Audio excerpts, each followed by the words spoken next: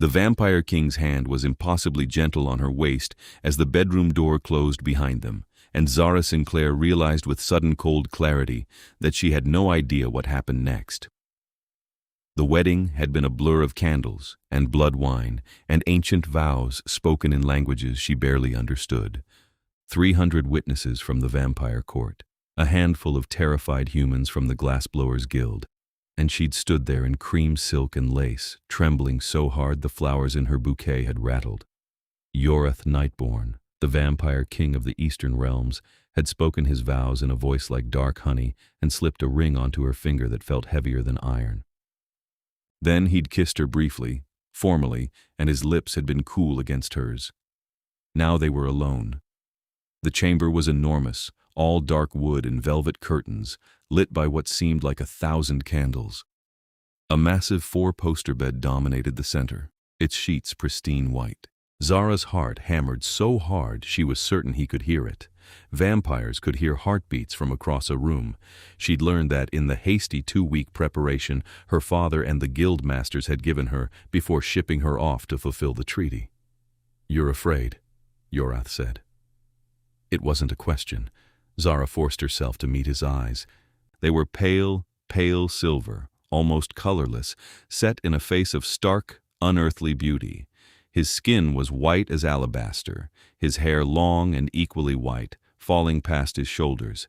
He looked exactly like what he was: ancient, powerful, inhuman. He wore black velvet and silver, and every movement he made was deliberate and controlled. I'm fine," she managed. His mouth quirked very slightly. Not quite a smile. "You're a terrible liar." Heat flooded her cheeks. I don't know what you expect from me." "What do you think I expect?" The question caught her off guard. She glanced at the bed, then away. "The treaty says—" "I know what the treaty says." His voice was patient, almost amused. "I signed it. What I asked was what you think I expect from you. Right now. Tonight." Zara's hands twisted together. She was still wearing the wedding gown, heavy and formal, laced so tight she could barely breathe. "You're supposed to! We're supposed to!" She couldn't make herself say it. "To consummate the marriage, to complete the bond. And you're terrified." "I'm not—" She stopped. There was no point lying when he could probably smell her fear. "Yes, I am." Yorath studied her for a long moment. Then he moved past her, not toward the bed but toward a cabinet against the wall. He poured something from a crystal decanter into 2 glasses. "Here." She took the glass automatically.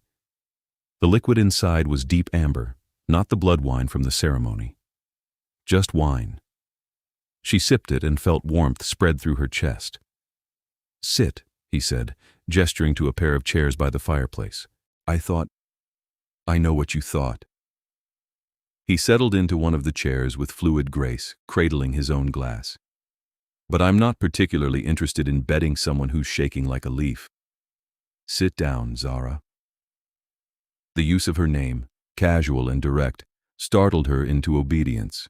She sat, perching on the edge of the opposite chair. The fire crackled between them. "Tell me about glassblowing," he said. She blinked. "What?" "You're from the Glassblowers Guild. Your father is Master Sinclair, one of the finest artisans in the city. I assume you learned the trade?" Yes, since I was 8. "Then tell me about it." It was so far from what she'd expected that for a moment she just stared at him. Then, haltingly, she started to talk. About the heat of the furnaces, the weight of the blowpipe, the way molten glass moved like liquid light. How you had to work fast because once it started to cool, it became unworkable. The satisfaction of seeing a piece emerge from the annealing oven, perfect and whole, something beautiful born from sand and fire. Yorath listened. Actually listened, his pale eyes fixed on her face, asking occasional questions that showed he was paying attention. The wine helped. So did talking about something she loved, something that had nothing to do with treaties or vampires or wedding nights. Slowly, incrementally, the knot of terror in her chest began to loosen. "You miss it," he observed. "Yes." The admission surprised her. She'd been so focused on surviving the wedding, on doing her duty to her city, that she hadn't let herself think about what she'd given up. I thought I'd have more time. We were working on a commission for the cathedral, these huge stained glass windows. I'd designed one of them myself. I didn't even get to finish it. Why not? The treaty negotiations moved faster than anyone expected. They needed a bride within the month, and my father, she stopped. Volunteered you, Yorath finished dryly. Zara looked down at her hands. The guild would have lost everything if the alliance fell through. Vampires protect the city from the wild hunts, from rogue covens, from things that would kill us all. The price was a bride from one of the great families. My father has 4 daughters. I'm the eldest. And unmarried. She'd never particularly wanted to marry. She'd wanted to make glass, to create beauty, to maybe take over her father's workshop someday. The younger ones are still children. It had to be me. That must have been difficult. There was something in his voice, not pity exactly. Understanding, maybe. She looked up and found him watching her with an expression she couldn't quite read. "What about you?" she asked, emboldened by the wine and the strangeness of the conversation. "Why agree to marry a human girl you'd never met?" "Politics," he said simply. "The Eastern realms need the human cities stable and prosperous. Your guild district has been teetering on the edge of chaos for years. Crime, corruption, rival gangs moving in. An alliance solidifies my power base and brings your people under my protection. A marriage makes it official. So I'm a political tool. We both are." He raised his glass in a small toast. "Welcome to royalty." Despite everything, she almost laughed. There was something darkly funny about it. 2 strangers bound by treaty, sitting by a fire making small talk while the court waited for evidence of consummation. The court. Her stomach dropped. "They're going to check," she said suddenly. "In the morning, the witness maids. They'll check the sheets for blood, for proof that I'm aware of the custom. So what do we'll handle it in the morning." His voice was calm, unbothered. "For now, you're exhausted. When did you last sleep?" "I don't know. 2 days ago? Maybe 3? The wedding preparations had been frantic, endless fittings and protocol lessons, and her mother crying into handkerchiefs while her sisters hugged her goodbye. Then sleep. In the bed? That's generally where people sleep, yes. Heat flooded her face again. With you? Yorath stood, set down his glass. "I don't actually require sleep, Zara. I can rest in a trance state, but it's not the same. I'll sit here by the fire. The bed is yours. But the maids will see rumpled sheets and draw their own conclusions. Go on." She should have felt relieved. Instead, she felt strange, off balance. "I don't understand. Why are you being kind to me?" He paused, and for a moment something flickered in those pale eyes. "Would you prefer I wasn't?" "No, She struggled for words. "You're the vampire king. You could just do whatever you wanted. Take what the treaty gives you. Nobody would stop you." "No," he agreed quietly. "They wouldn't." "Then why?" "Because I can hear your heartbeat, Zara. It's been racing since we walked in here. You're terrified of me, and I have no interest in forcing myself on someone who's terrified." He moved toward the door. "There's a dressing room through there. I had them leave night clothes for you. Sleep. We'll manage the politics in the morning." He left before she could form a response, slipping out into what must be an adjoining chamber. The door closed with a soft click. Zara sat frozen for a long moment, trying to process what had just happened. Then she stood on shaky legs and went to find the dressing room. The nightgown was silk, far finer than anything she'd owned before. She undressed clumsily, her fingers fumbling with the endless tiny buttons on the wedding gown, and finally pulled the silk over her head. It felt like water against her skin. The bed was enormous. She climbed into it and sank into softness, pulling the blankets up to her chin. Every muscle in her body ached with exhaustion, but her mind spun.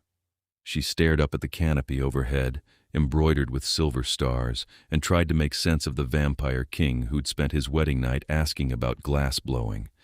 She must have slept, because the next thing she knew there was gray dawn light filtering through the curtains and voices outside the door. Zara sat up, heart pounding. The bedroom door opened and Yorath walked in, looking exactly as composed as he had the night before. He glanced at her, then at the bed, and there was a gleam in his eyes that might have been amusement. "The witness maids are here," he said quietly. "Ready to perform your conspiracy debut?" "My what?" "Follow my lead, and try to look properly debauched." Before she could ask what he meant, he called out, "Enter." 3 women in severe gray dresses swept into the room. Vampire women, Zara realized, that same white skin and pale hair, those sharp ancient eyes. The lead one carried a silver tray. They stopped just inside the door, taking in the scene. Yorath standing by the window, fully dressed. Zara sitting up in the bed with her hair disheveled and the blankets pooled around her waist. The pristine white sheets, very pristine, very white, very clearly lacking any evidence at all. The lead maid's eyes narrowed. "Your Majesty, Lady Sinclair, we are here to perform the morning witness as required by treaty law."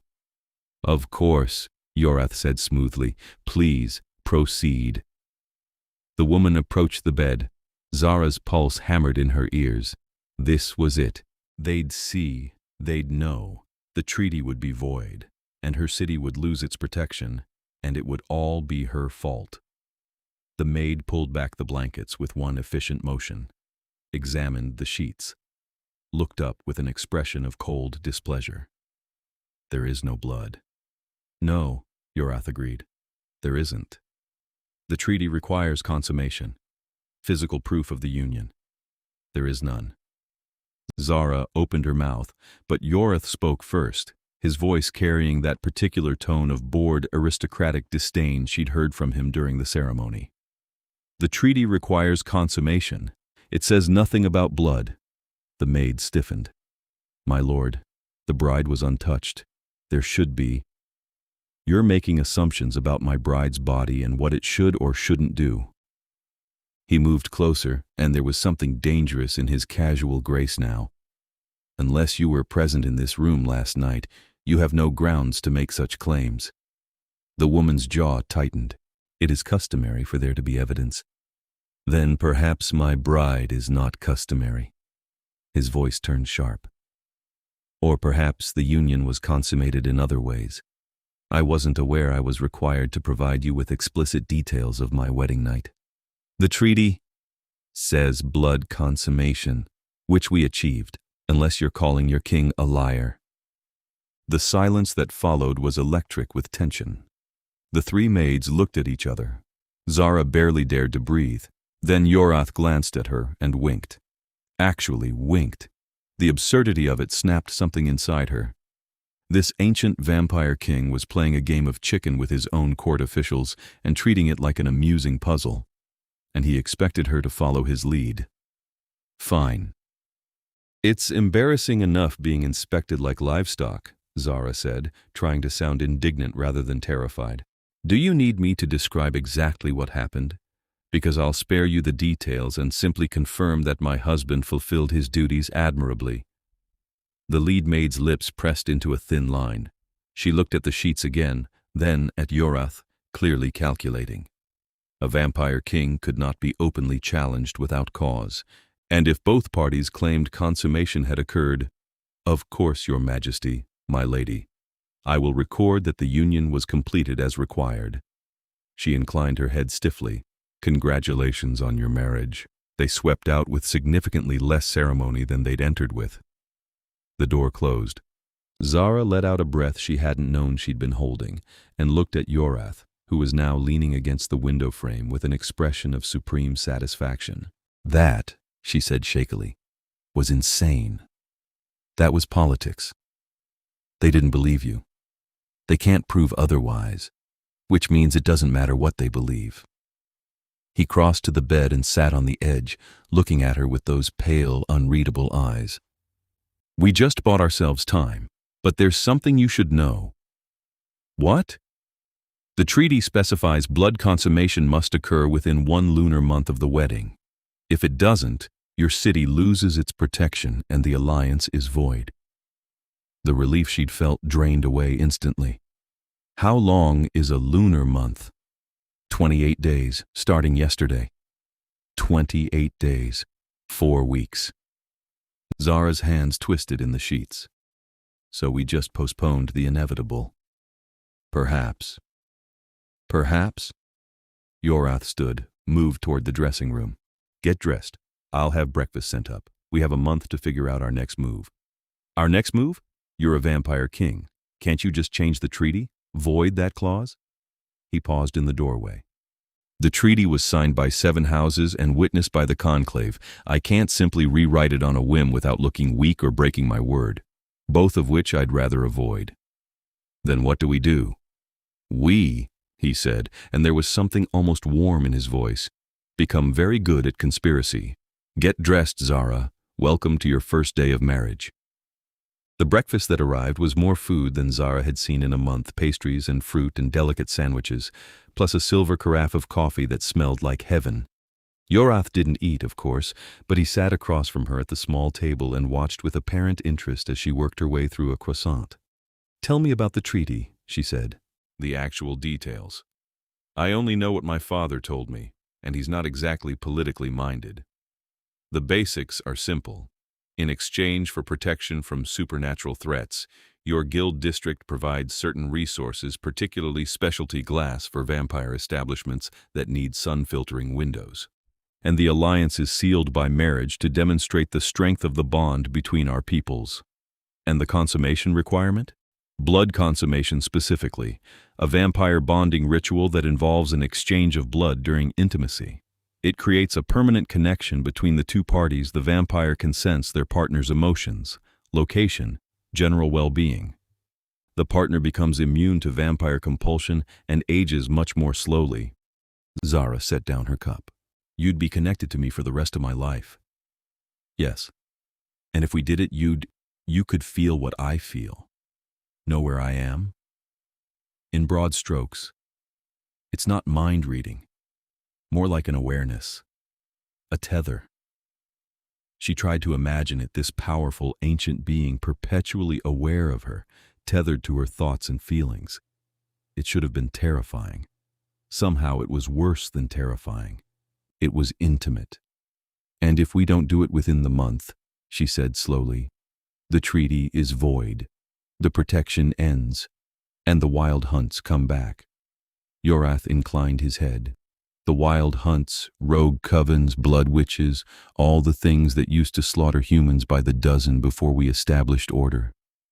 Yes. How many people live in the guild district? Approximately 40,000. 40,000 people. Her family, her friends, the apprentices at her father's workshop. All of them depending on a treaty that required her to, I'll do it, she said. He looked at her steadily. No. What do you mean, no? You just said, I know what I said, and I'm telling you no. I'm not going to complete a blood bond with someone who's offering out of obligation. It's not obligation, it's practicality. 40,000 people. Would you have chosen this? He interrupted. If you'd had any choice at all, would you have come here, married me, agreed to a permanent bond? Zara opened her mouth, closed it. That's not fair. It's perfectly fair. Answer the question. No, she admitted. I wouldn't have chosen this, but that doesn't matter. I'm here now and people are always depending on something, Yorath said, and there was a thread of steel in his voice now. That doesn't mean you're obligated to sacrifice yourself on their behalf. It's not sacrifice, it's, what else would you call it? You'd bind yourself to me forever because of a political treaty you never agreed to. That's not consent, Zara. That's coercion with extra steps. She stared at him. You can't actually care about my consent. You're a vampire king. You could just take what you want. I could, he agreed. I won't. Why not? He was silent for a long moment, studying her with those pale, ancient eyes. Because I've lived a very long time, he said finally. And I've learned that taking what you want rarely leads anywhere worth going. There was something in his voice, something old and sad and complicated. Zara wondered suddenly how old he actually was. How many years? How many decades or centuries lay behind that beautiful, ageless face? Then what do? She asked quietly. We have a month. We use it to figure out if there's a way around the treaty clause, some loophole or precedent. And in the meantime, he stood. In the meantime, we get to know each other. You're going to be living here regardless. We might as well make it tolerable. Get to know each other, Zara repeated. Is that so strange? We're married. All the more reason. He moved toward the door. I have council meetings this morning. Feel free to explore the residence. I'll have someone show you around. Wait, he paused. Last night, Zara said. The way you talked to those maids. You weren't actually angry, were you? You were enjoying yourself. A slow smile crossed his face, and for the first time she saw genuine amusement there. Immensely. Why? Because they've been running that little inspection protocol for 300 years, and nobody's ever challenged it. The look on that woman's face when I asked if she wanted explicit details. He laughed, a low, rich sound, worth every moment of the awkward conversation that preceded it.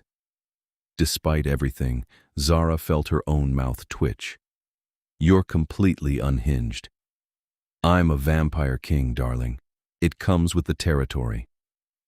He left her there, still processing the fact that she'd just insulted vampire royalty and he'd taken it as a compliment. The person assigned to show Zara around was a young vampire woman named Lyrian, who had the same white hair and pale skin as all the others, but a warmer demeanor. She walked Zara through the residence, a sprawling compound built beneath the city, all dark stone and soaring ceilings and underground gardens lit by carefully filtered sunlight through glass panels. The king had most of these skylights installed himself, Lyrian explained as they walked through a room full of night-blooming flowers. He likes natural light, even if he can't be in direct sun. Zara looked up at the glass panels overhead, studying the way the light filtered through. These are good work. Who made them? Your guild, actually. Master Sinclair himself, I believe, about 5 years ago. Her father had made these. She'd probably been in the workshop when he was working on the commission. The thought sent a sharp pang of homesickness through her chest. Can I... She hesitated. Can I send a letter to my family? Of course. I'll show you to the correspondence room. Zara wrote to her mother first, then her sisters, keeping the letters brief and reassuring. She didn't mention the treaty deadline or the consummation clause or the fact that she'd spent her wedding night discussing glass-blowing techniques. Just that she'd arrived safely, the residence was beautiful, and the king was treating her well. All of which was true, technically. Over the following days, a strange routine established itself. Yorath had business during the day council meetings, diplomatic sessions, things that required him to manage an entire realm of vampires. Zara explored the residence, read in the extensive library, and tried not to think about the calendar ticking down. In the evenings, Yorath would find her, and they'd have dinner together. Well, she'd have dinner. He'd drink blood wine and ask her questions. What was her favorite piece she'd ever made? A glass rose, petals so thin they were translucent, made for her youngest sister's birthday. Did she always want to be a glassblower? Yes, from the first time her father let her hold a blowpipe. What did she think of the vampire court? Terrifying and beautiful in equal measure. What was the strangest thing she'd seen since arriving? Definitely the underground garden with the carnivorous plants. He told her about the realm too, in bits and pieces. The 7 great houses, each with their own territories and specialties, the complex politics of vampire society, where age and power determined rank, the constant, delicate balance between tradition and progress. You could change things, Zara said one evening.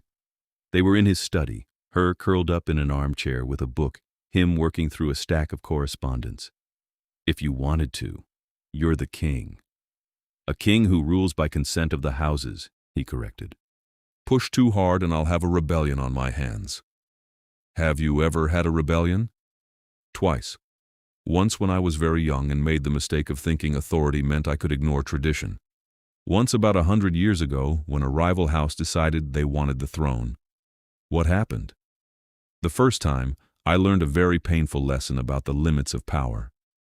The second time, the rival house learned an even more painful lesson about challenging me after I'd already learned mine. He signed a document with a flourish. Politics is patience, Zara, knowing when to push and when to wait. Is that what we're doing? Waiting?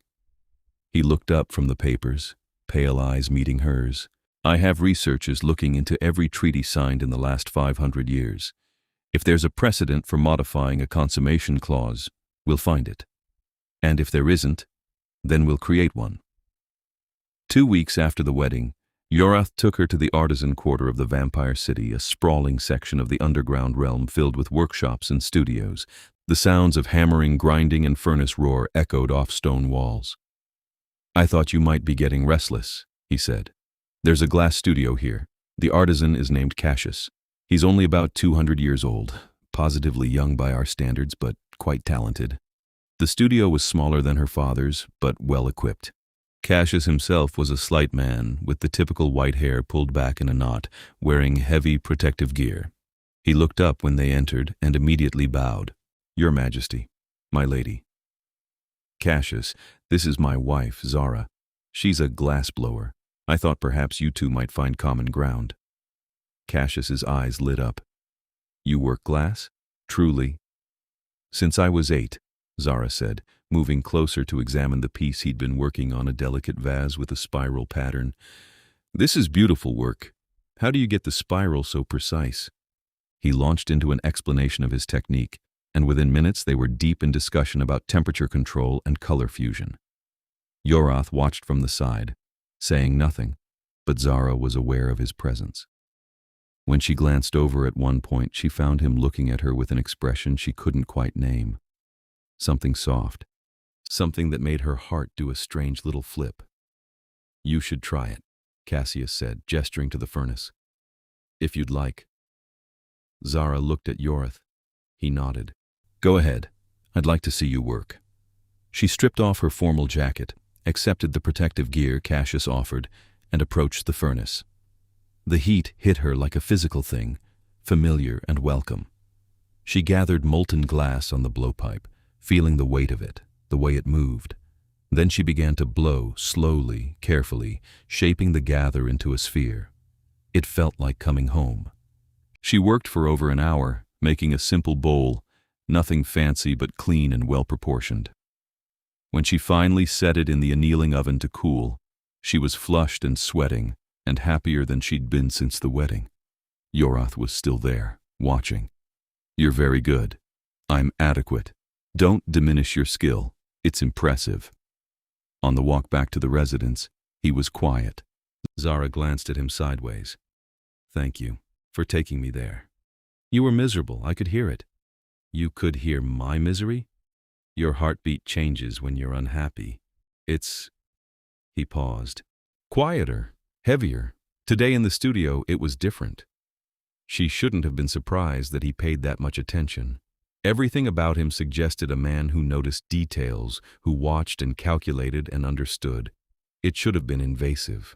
Instead, it felt cared for. The thought startled her so much she almost tripped. Careful, Yorath said, catching her elbow. His hand was cool through the fabric of her sleeve. I'm fine, she said automatically, then stopped. Actually, I'm better than fine. Thank you, really. He looked at her for a long moment, and something in his expression shifted. Then he released her arm and stepped back. Come on. If we're late for dinner, the kitchen staff will sulk. That night, lying in the enormous bed that she still occupied alone, Yorath kept to his own chamber.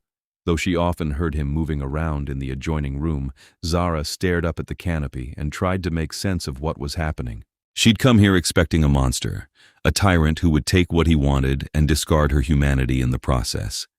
Instead, she'd found a man who asked about her work, who protected her from his own court's invasive traditions, who noticed when she was unhappy and did something about it. A man she was starting to actually like, which was terrifying because liking him meant caring what happened, and caring meant it would hurt if this all fell apart. And in 2 weeks, if they didn't find a way around the treaty clause, she pushed the thought away and tried to sleep. The Moonasize came too fast. Zara had learned about it in fragments over the past weeks. It was a monthly gathering where the 7 great vampire houses met to discuss realm business, settle disputes, and conduct official reviews, including, apparently, verification of treaty compliance. "It's a formality," Yorath said the morning of the assize. They were in his dressing room. He'd insisted she needed proper court attire, which apparently meant layers of black velvet and silver jewelry. "The houses confirm the treaty is being honored. We confirm we've fulfilled the requirements, and everyone goes home." "Except we haven't fulfilled the requirements," Zara pointed out. She was standing very still while a vampire servant adjusted the drape of her gown. "We fulfilled enough to satisfy the witness maids. That's all the assize will care about." "You're sure?" He came to stand in front of her, adjusting the silver collar at her throat with careful fingers. "I'm sure. Trust me." She did, she realized. Somewhere over the past 2 weeks, she'd started trusting this ancient vampire king, which was either very wise or monumentally stupid. The assize was held in a massive underground chamber that reminded Zara of a cathedral, all soaring stone columns and vaulted ceilings. 7 raised platforms held seats for the heads of the 7 houses. Yorath's throne sat highest, carved from black marble and silver. A smaller throne had been placed beside it, for her. Zara climbed the steps on shaking legs and sat. The chamber was full of vampires, hundreds of them, all pale and elegant and ancient, all watching her with calculating eyes. Yorath settled into his throne with easy grace. "Let's begin." The assize proceeded in formal order. Reports from each house, discussion of various realm matters, votes on minor policy changes. Zara tried to follow, but most of it was incomprehensible references to people and places and precedents she knew nothing about. She kept her expression neutral, and her hands folded and tried to look like she belonged there. Then one of the househeads, a severe woman named Valdis, with hair like spun snow, rose and addressed the chamber. "One final matter, the treaty with the Human Guild District. Verification of compliance is required." "The morning witness confirmed consummation," Yorath said, his voice bored. "The treaty requirements have been met." "The morning witness confirmed your claim," Valdis said. "However, given the importance of this alliance, I move that we conduct an independent verification." Ice slid down Zara's spine. Yorath's expression didn't change, but she felt the temperature in the room drop several degrees. "Independent verification," he repeated softly. "Meaning what, precisely?"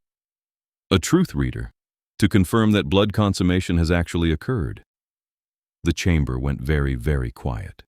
Yorath leaned back in his throne, every line of his body radiating controlled danger. "You want to put me under truth reading? Your king?" "Not you, Majesty. Your bride." Every eye in the chamber turned to Zara. Her heart hammered so hard she thought it might break through her ribs. "The treaty requires blood consummation," Valdis continued. "A truth reader can verify whether that bond exists. If it does, there's no issue. If it doesn't..." She spread her hands. "Then we have a problem. This is highly irregular." Another househead objected, a man named Corvus with a scar across his pale cheek. "So is claiming consummation without evidence," Valdis countered. "I'm merely suggesting we confirm the treaty terms have been met, for the good of the realm." Several other househeads were nodding. Zara's hands clenched in her lap. This was it. They'd demand a truth reading. She'd have to admit there was no bond, and the treaty would collapse. Her city would lose its protection, and it would all be her fault.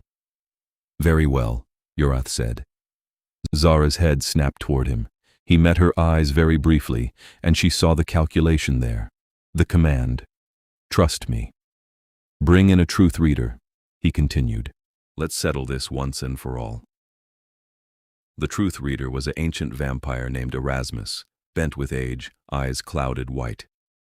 He approached Zara's throne slowly, leaning on a staff, and gestured for her to extend her hand. She did, trying to keep it from shaking. He took her hand in his skin papery and cold, closed his eyes. The chamber waited. Zara could feel something, a presence in her mind, like cold fingers trailing through her thoughts, searching, looking for the bond that should be there and wasn't.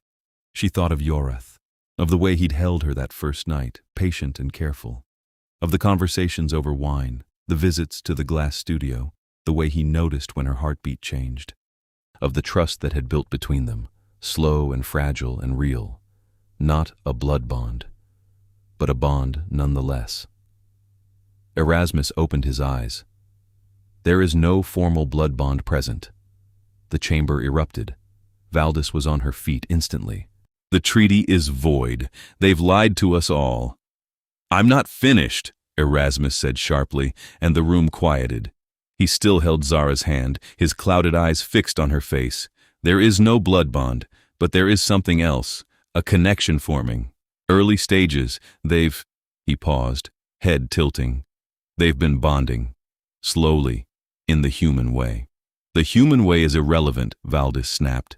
The treaty specifies blood consummation within 1 lunar month, Yorath interrupted, his voice cutting through the noise like a blade. It's been 2 weeks. We have 2 weeks remaining. Are you calling me a liar about my own wedding night, Valdis? Because that's what this amounts to. I'm calling into question whether the treaty terms have been met. The terms require consummation within a month, not immediately, not within 2 weeks, within a month. Each word was precise, sharp. Unless you're suggesting the treaty requirements have changed? Valdis's jaw worked. Several other househeads were murmuring among themselves. However, Yorath continued, standing, and every vampire in the chamber went still. If this house has concerns about the validity of the alliance, perhaps we should discuss the treaty terms themselves. What are you proposing? Corvus asked warily. I'm proposing that a requirement for blood consummation is archaic and invasive. It treats my wife as property to be verified rather than a person to be respected, and I'm formally challenging its inclusion in the treaty. The silence that followed was absolute. You can't simply challenge a signed treaty clause, Valdis said. I can if I invoke precedent, which I do. House Aldrich versus the Coastal Compact, year 1342. A treaty clause requiring physical verification of a marriage was struck down as a violation of personal sovereignty. The ruling stated that consummation, in any form, is a private matter between spouses and cannot be subject to external validation. A ripple of surprise went through the chamber. Corvus frowned. That precedent involved 2 vampire houses. It involved a treaty. This is a treaty. The legal principle applies. The Coastal Compact didn't involve humans, Valdis argued. Are you suggesting humans are not entitled to the same protections under law as vampires? Yorath's voice was dangerously soft.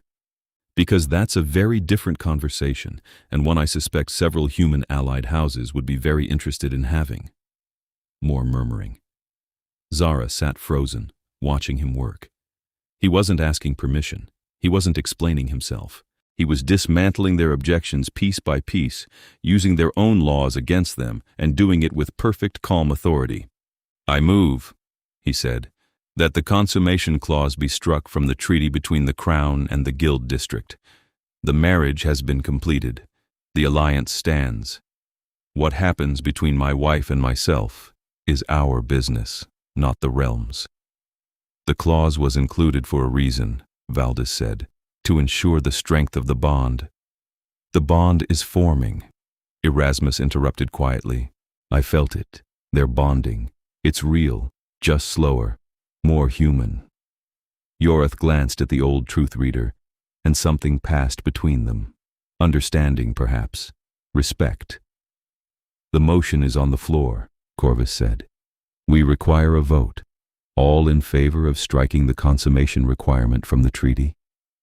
The vote was close. 4 houses in favor, 2 against, 1 abstaining. But it was enough. The motion passes, Corvus announced. The treaty with the Guild District will be amended to remove the consummation verification requirement. The alliance stands as long as the marriage stands. Yorath inclined his head. Thank you. Assize dismissed. The chamber began to empty. Zara sat perfectly still, trying to process what had just happened. Yorath, had he attacked the treaty itself, had used ancient legal precedent and political pressure and sheer force of will to protect her from being forced into something she wasn't ready for. He'd done it without hesitation. Zara, he said quietly. Come on. She stood on numb legs and followed him down from the dais, through the crowd of vampires who parted before them, out into the corridor beyond. The moment they were out of sight of the assize chamber, her legs gave out. Yorath caught her, steady and sure, supporting her weight. Easy. You're all right. You just challenged a treaty clause in front of the entire court? Yes. They could have voted against you. The whole alliance could have collapsed. But they didn't. And it didn't. He guided her to a bench set into an alcove and sat beside her, still holding her steady. Breathe, Zara. She dragged in air, trying to stop shaking. Why did you do that? We could have just completed the bond and none of this would have happened. We could have, he agreed. I chose not to. But why? He was quiet for a moment. Then, because that clause was wrong. It treated you like property to be inspected. And I've lived long enough to know that wrong laws don't become right just because they're old. You risked the alliance, I risked a political fight, which I was always going to win because I had the legal precedent and Valdis knew it. She was testing me, seeing if I'd back down. I don't back down. Zara looked at him, really looked at him. At this ancient, powerful being who'd just upended his own political structure to protect her autonomy. Who are you? A faint smile crossed his face. I'm your husband, apparently. Yorath. I'm someone who has lived a very long time and made a lot of mistakes, and learned from them, that's all. He stood, offered his hand. Come on, let's go home. She took his hand and let him pull her to her feet. Home, he'd said, as if the residence, this underground realm of vampires, was home, as if she belonged here, as if she belonged with him. After the assize, something shifted. Zara couldn't name it exactly. The treaty no longer hung over their heads like a deadline. The pressure was gone. What remained was choice. She could choose to stay distant, to treat this as the political arrangement it had started as.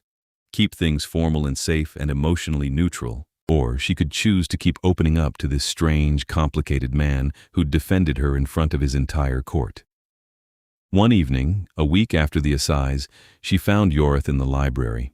He was reading something very old, the pages yellowed and fragile, and he looked up when she entered. Can I ask you something? She said. Of course. How old are you, actually? He considered. I stopped counting around the 800-year mark. Somewhere between 900 and 1,000, I think. 900 years. The number was incomprehensible. What's it like, living that long? Lonely, mostly. The honest answer caught her off guard. He set down the book and gestured for her to sit. You watch people live and die, he said quietly. You make connections and lose them. You learn to hold yourself at a distance because attachment means pain. For a long time I thought that was wisdom. Turned out it was just cowardice. What changed? I got tired of being alone. He looked at her. I got tired of ruling without anyone to rule for, of living without... He paused, without mattering to anyone. Zara's chest tightened. You matter to your realm, to the people you protect. I matter to them as a king, as a function, not as a person. You matter to me, she said, before she could stop herself. His eyes widened very slightly. Zara, I'm not saying that because of the marriage or the treaty or any of it. I'm saying it because it's true. You've been kind to me, patient. You protected me when you didn't have to. You matter. He stood, moved to the window, just glass, not a view since they were underground. I'm not kind, Zara. I'm selfish.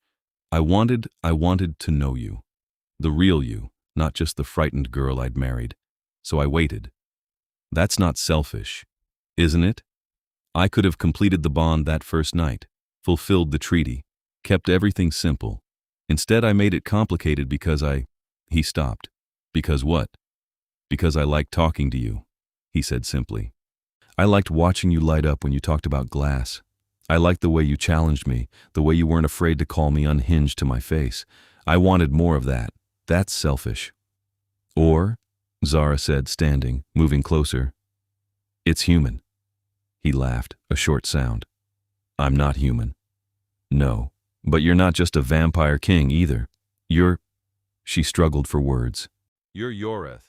You're someone who notices heartbeats and quotes legal precedents and takes his terrified wife to a glass studio because he knows she's miserable. That's not selfish. That's... She stopped, because she was standing right in front of him now, close enough to see the faint silver pattern in his pale eyes, and her heart was doing that strange flip again. That's what? He asked quietly.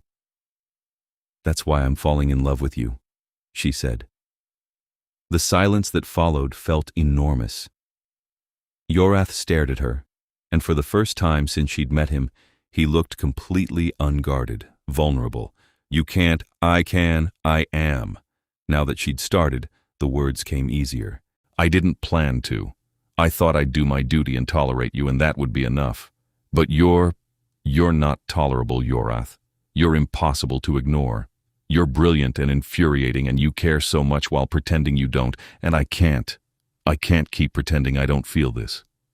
Zara, you don't have to. I know I don't have to. That's the point. The treaty's amended. I could walk away tomorrow and the alliance would stand. I'm choosing this. I'm choosing you. He reached out very slowly, as if she might bolt, and cupped her face in one cool hand. I've been trying not to push, trying to give you space, time. I know.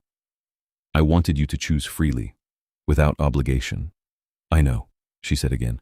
I am choosing freely. I'm choosing you. If you want... He kissed her. It wasn't like the formal brush of lips at the wedding. This was real, deep, his hand sliding into her hair, her hands fisting in his shirt, pulling him closer. He was cool and solid, and he kissed like a man who'd waited a very long time for permission. When they finally broke apart, both breathing hard, well, she was breathing hard. He didn't actually need to breathe. He rested his forehead against hers. I've wanted to do that for weeks, he said. Why didn't you? Because I needed you to want it too. Not out of obligation, not out of fear. Just because you wanted to. I want to, Zara said. I want... She took a breath. I want the bond, the real one, the blood bond. He pulled back to look at her. You're sure? Yes. It's permanent, Zara. You'd be tied to me for the rest of your life. However long that life is. I know. And it's... He hesitated. It's not just metaphysical. The physical part is intimate. More intimate than... He stopped, clearly struggling for words. More intimate than sex? She supplied. Yes. She reached up and touched his face, tracing the sharp line of his cheekbone. I'm sure. I want this. I want you. All of you. Something in his eyes blazed bright. Tonight? Tonight. He kissed her again, softer this time.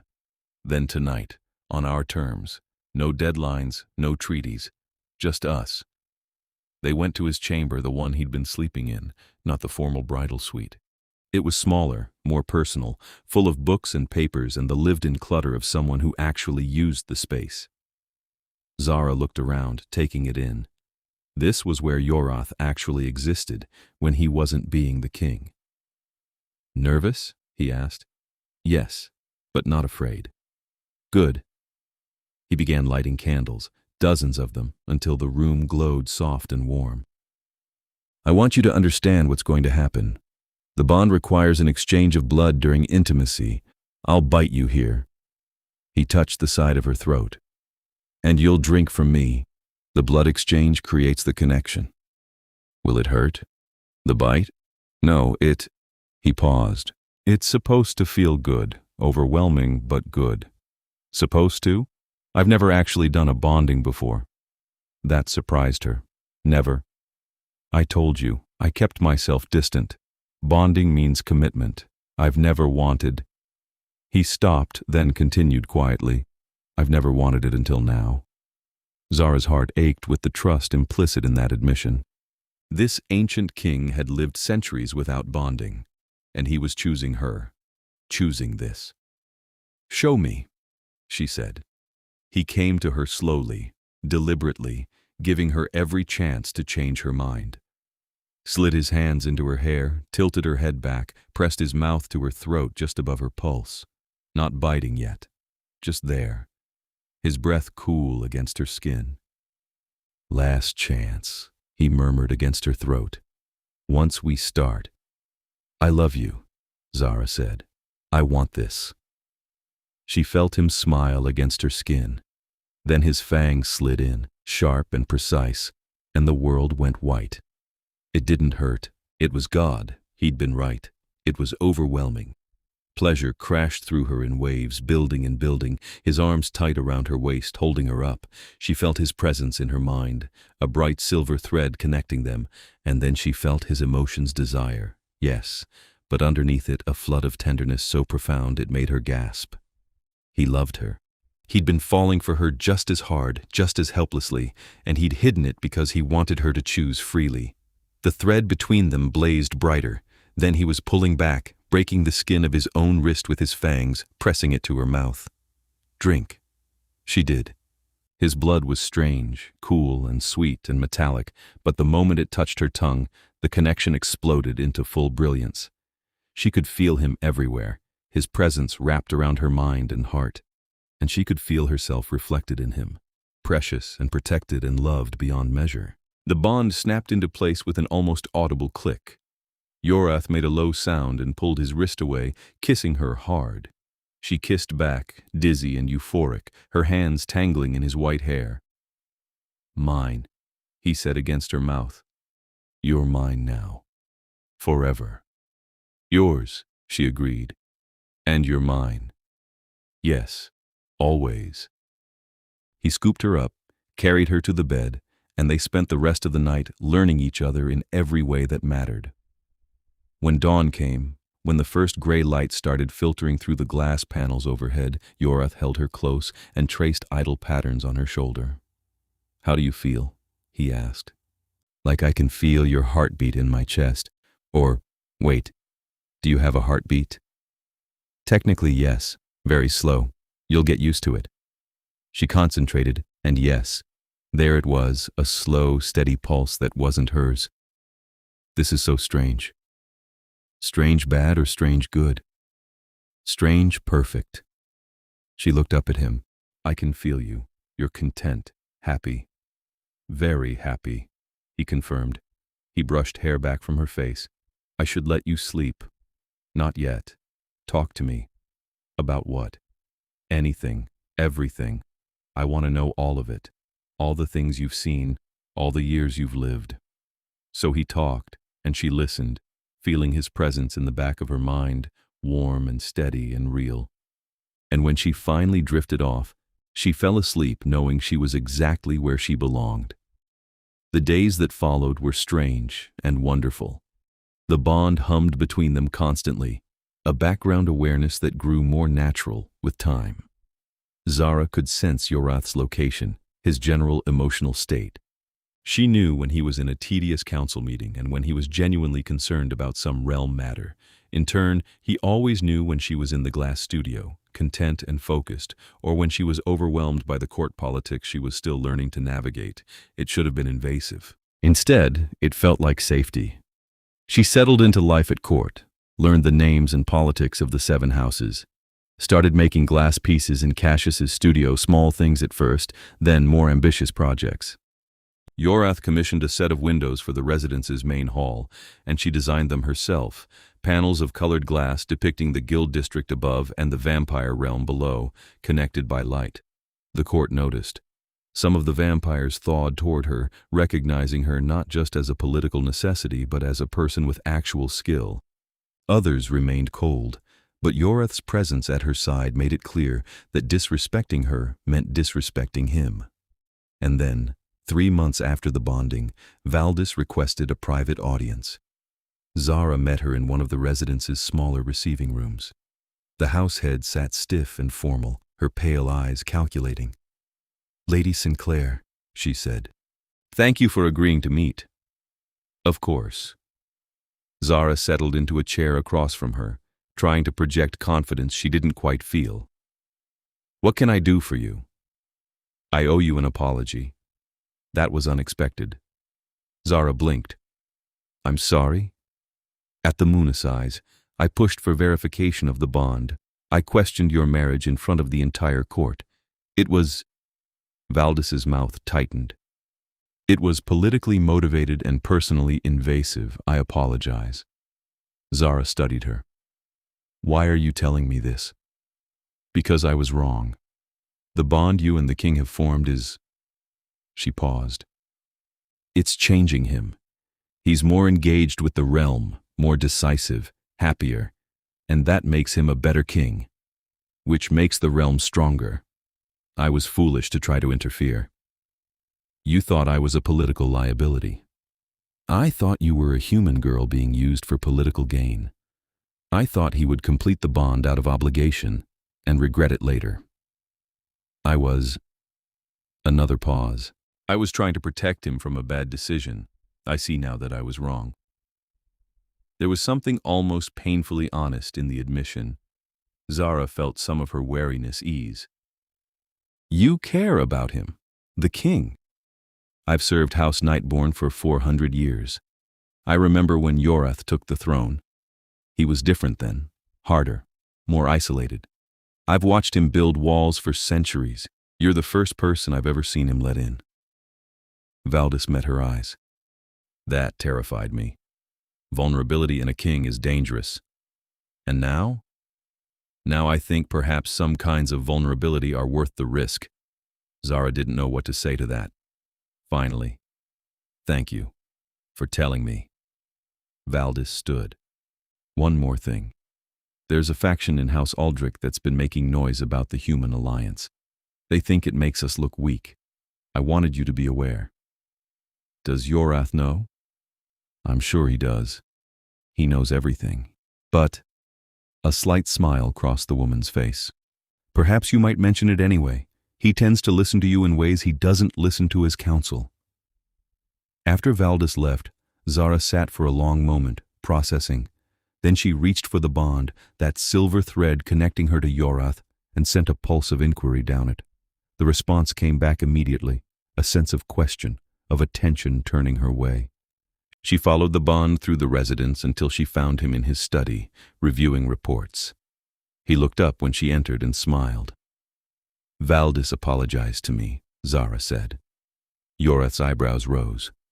Did she? She said I was good for you, that I make you a better king. She's not wrong. He set aside the papers. Though I'd phrase it differently. You make me want to be a better king. There's a difference.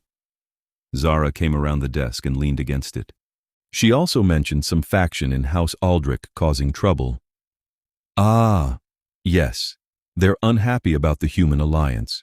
Think it makes us look soft. Are they dangerous? Potentially. I'm monitoring the situation. Should I be worried? He reached out and took her hand, threading their fingers together. Through the bond, she felt his certainty, his protectiveness. No, I won't let anyone touch you, or the alliance. The faction is small and they're mostly noise, but if they become more than noise... His expression hardened. I'll handle it. We'll handle it, Zara corrected. He looked at her, something warm in his pale eyes. I'm still getting used to that. You'd better get used to it fast. I'm not going anywhere. He pulled her into his lap, kissing her slowly. Good, because I'm not letting you. The trouble from House Aldrich came to a head 2 months later. Zara was in the glass studio, working on a complicated piece for the residents, when she felt Yorath's alarm spike through the bond. Not fear, exactly. He was too controlled for panic, but sharp concern. She set down her tools immediately and sent a query back. His response was immediate. Stay there. Lock the door. I'm sending guards. What's wrong? Just stay there, please. The please scared her more than anything else. Yorath didn't say, please. He commanded, he suggested. But he didn't plead. The guards arrived within minutes, 4 vampire soldiers who took up positions around the studio. Cassius looked up from his own work, alarmed. What's happening? I don't know, Zara said, but through the bond she could feel Yorath moving fast, the edges of his consciousness sharp with controlled rage. An hour later, he came for her himself. She knew immediately that something was very wrong. His expression was locked down tight, and the bond between them was strange. Careful, like he was trying very hard not to let her feel what he was feeling. "Tell me," she said. "Not here. Come with me." He took her back to their chambers, and only then did he let the control slip. She felt his fury hit her through the bond like a physical wave, and underneath it, fear. Actual fear. "The Aldrich faction hired someone to kill you," he said flatly. The room tilted. "What?" "An assassin. Human, ironically. Someone who could move in daylight, get close during your trips to the Guild District. We caught him before he could act, but—" His hands clenched. "They were targeting you to break the alliance, to prove I couldn't protect my own wife." Zara's legs felt weak. She sat down hard. "Are they arrested?" "Yes, all of them. I'm convening an emergency court session tomorrow to deal with it." "What will you do?" "Strip them of house status and exile them, possibly execute the ones who actually hired the assassin, depending on what the law demands." She looked up at him. His face was a mask of cold fury, but through the bond she could feel the fear underneath, the terror of how close he'd come to losing her. "I'm safe," she said quietly. "You protected me. I'm right here." "You shouldn't have to be protected from my own houses. You shouldn't—" He stopped, ran a hand through his white hair. "This is what I was afraid of. This is why I've kept myself isolated for so long. The moment you care about something, it becomes a weapon someone can use against you. Yorath. If anything had happened to you, it didn't. But it could have, and it would have been my fault for not seeing this coming, for not—" She stood and crossed to him, taking his face in both hands. "Stop. You didn't fail. You caught it in time. I'm safe. We're safe." He closed his eyes, leaning into her touch. "I can't lose you. You won't. I'm not going anywhere. We're bonded, remember? You're stuck with me for the rest of my life." "Your very long life," he said. "The bond slows aging. You could live for centuries." "Good. Then you're stuck with me for centuries." He kissed her hard, desperate, and she kissed back, pouring reassurance down the bond. "I'm here. I'm safe. I love you." The court session the next day was brutal. Zara sat beside Yorath on the dais while he systematically dismantled the conspiracy. Every member of the Aldrich faction was called forward, questioned, and sentenced. The ones who'd hired the assassin were executed beheaded in the traditional vampire manner, swift and final. The others were stripped of rank and exiled from the realm. It was harsh. It was also necessary. Yorath was making a statement. Anyone who threatened his queen would face absolute consequences. When it was over, he stood and addressed the entire court. "My wife is under my protection. The alliance she represents is under my protection. Anyone who threatens either is threatening me personally, and they will face me personally. Is that understood?" The chamber echoed with murmured assents. "Good. Court dismissed." In the aftermath, things settled. The message had been received. No one else challenged the alliance, and no one else threatened Zara. Life continued. She finished the windows for the main hall, and they were installed to general acclaim. She started teaching a glass working class for young vampires interested in the craft. She learned to navigate court politics with increasing confidence, and through it all, the bond hummed between her and Yorath, steady and sure. 2 years after the wedding, Zara went back to the Guild District for the first time. Her family had visited the vampire realm several times, of course awkward formal occasions where her mother cried, and her sisters asked 1,000 questions, and her father inspected every piece of glass in the residence. But she hadn't been back to her childhood home. Yorath came with her. They traveled during the evening, when the sun was down but the city was still awake. The Guild District looked exactly the same: narrow streets, workshops with their furnaces glowing, the familiar smell of coal smoke and hot glass. Her father's workshop was busy, apprentices moving around with practiced efficiency. Master Sinclair looked up when they entered, and his weathered face split into a huge smile. "Zara, and your Majesty, welcome, welcome. It's good to see you, Father." Zara hugged him tight. He smelled like smoke and sawdust. achingly familiar. You look well, happy. I am. Her father glanced at Yorath, who was examining one of the works in progress with apparent interest. He treats you well? Very well. Good, because if he didn't, treaty or no treaty, I'd have words with him. Zara laughed. I know you would. They stayed for dinner. Zara ate while Yorath made polite conversation with her family, deflecting her youngest sister's increasingly personal questions about vampire life with practiced ease. Then her father took them to the workshop. I wanted to show you something, he said, leading them to the back. There, covered with a cloth, was something large. He pulled the cloth away. It was a window. The window Zara had been designing before the wedding the cathedral commission, except it was finished. Complete. Your sisters and I finished it, her father said quietly. Used your designs. It's good work, Zara. Really good. The cathedral installed it last month. Tears stung Zara's eyes. She reached out and traced the edge of the glass, her design made real by her family's hands. Thank you, she managed. You're still a glassblower, her father said. Doesn't matter if you're also a queen. This is in your blood. That night, on the way back to the vampire realm, Yorath took her hand. I have an idea, he said. About what? You miss working, really working, on big projects, not just teaching, and your family's workshop could use the royal patronage. Where are you going with this? I'm commissioning a new conservatory for the residents, all glass and steel, built to let in maximum light. I want you to design it, you and your father working together. Zara stopped walking. Yorath. I've already cleared it with the council. The budget is approved. It's yours if you want it. She threw her arms around him, kissing him hard. Yes, yes, absolutely yes. He laughed against her mouth. I'll take that as a yes. The conservatory project took a year.